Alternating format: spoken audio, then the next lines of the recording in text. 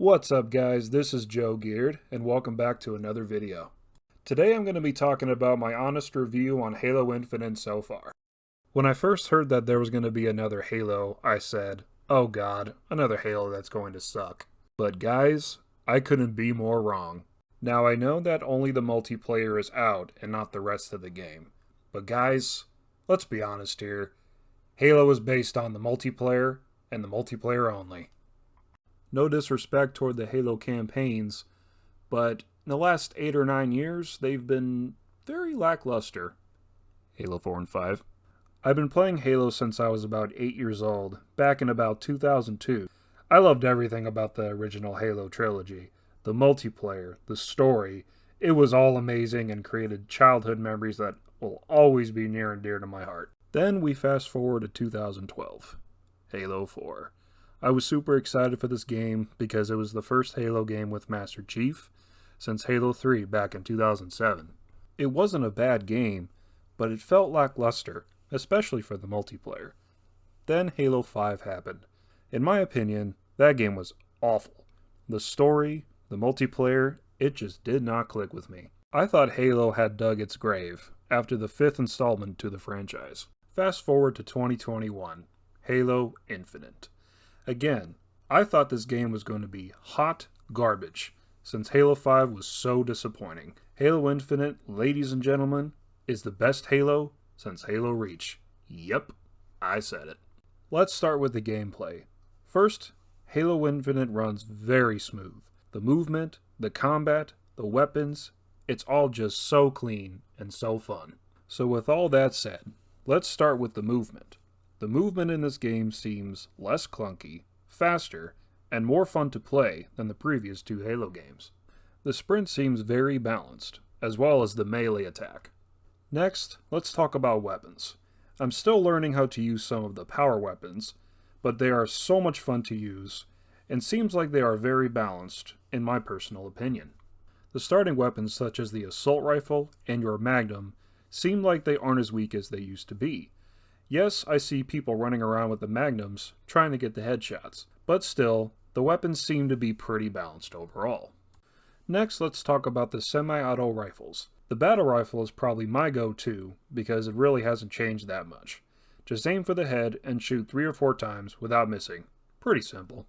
One of my favorite weapons so far has to be the Commando. It is a single-shot rifle that does a lot of damage if you are accurate with it. I will explain my review of all the weapons in Halo Infinite in a future video. But let's talk about the field upgrades. Something that was introduced in Halo Reach, I believe. Let me know if I'm wrong down in the comments below. So Halo Infinite has 5 total field upgrades.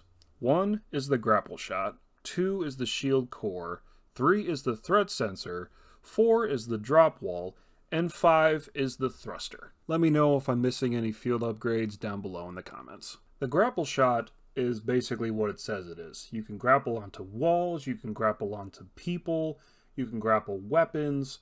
It's really, really nice and unique. The shield core is basically an overshield. Pretty much sums it up. The threat sensor is a projectile you shoot, and it basically spots all of your enemies around the projectile area. The drop wall is basically a wall that's a shield that can protect you for a certain amount of time. Not very long, but a decent amount.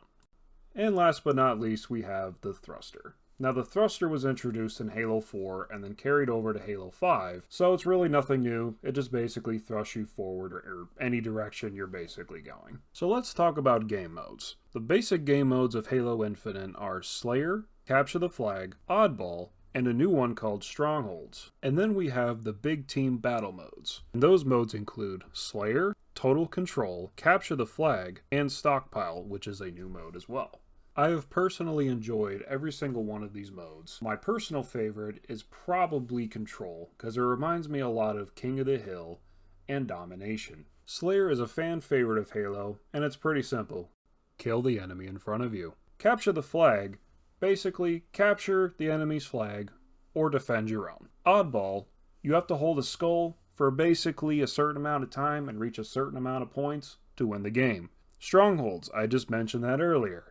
So next, let's get into the big team battle modes. Of course, you have Slayer, Total Control, which is basically another name for Strongholds, Capture the Flag, and then Stockpile. That is a new mode in Halo Infinite. Stockpile is a 15-minute match, has 2 teams of 12 collecting power seeds and depositing them back to their base. Once you've deposited 5 power seeds, you'll score a point, and the first team to score with 3 points wins. If you want to stop your enemies from depositing their power seeds, you're going to need to kill them. So now that we've talked about the weapons, movement, game modes, let's talk about the maps. So as of right now, there are 10 total maps in the game. There are some for arena game modes, and there are some for big team battle modes as well. I personally enjoy all the maps. I really still don't know all of them that well, but however, there are maps that, of course, that I don't like, but that's kind of in every shooter, let's just be honest. But overall, the maps are well balanced, and I enjoy them very, very much. The only negative thing I really can say about Halo Infinite is a couple things. Microtransactions, the Battle Pass, and the XP progression system. So the XP progression system honestly kind of sucks. It's very slow, and you have to grind a lot to just get anything. The Battle Pass doesn't have that much content unless if you buy it, which leads to my third point, microtransactions. Microtransactions suck. I hate the idea, you're kind of just ripping the gamer off, you're not really playing the game to progress, to unlock stuff. People just end up buying it instead. Then what's the point of playing the game? I can go all day about microtransactions. I will do that in another video. Overall, I think Halo Infinite is a fantastic experience so far. If anyone is thinking about getting into Halo again, I highly recommend you check this game out. It is a lot of fun. Play with your friends, play by yourself, doesn't matter. It's a lot of fun, and I cannot wait for the full game to come out on December 8th, I believe. So this gameplay was super, super close. We were up by a lot, and basically they came back and won by 1 point. And this is the control mode, so basically the domination mode I was mentioning earlier in the video. Yeah, I don't know how they came back and won. I kind of played like trash. I kind of started to warm up toward the end of the game, but somehow the enemy just came back and won it. So that's a little disappointing. But anyway, yeah, so I really enjoy this game, like I said. I can't wait to make more content on it. I'll be posting more videos on this game very soon. I'm also going to be starting a series called Life Topics. So pretty much live commentary, talking about real life stuff and whatever you guys want me to talk about in future videos. So stay tuned for those for sure. If you liked the video today, be sure to like, comment, and subscribe and give me feedback. I would love to hear your guys' feedback. It kind of motivates me to keep, doing the videos and streaming on Twitch. And speaking of that, I do stream on Twitch. I try to do it at least 2 to 3 times a week if I'm not busy with life stuff. So yeah, I will put that in the description below. And I will see you guys next time.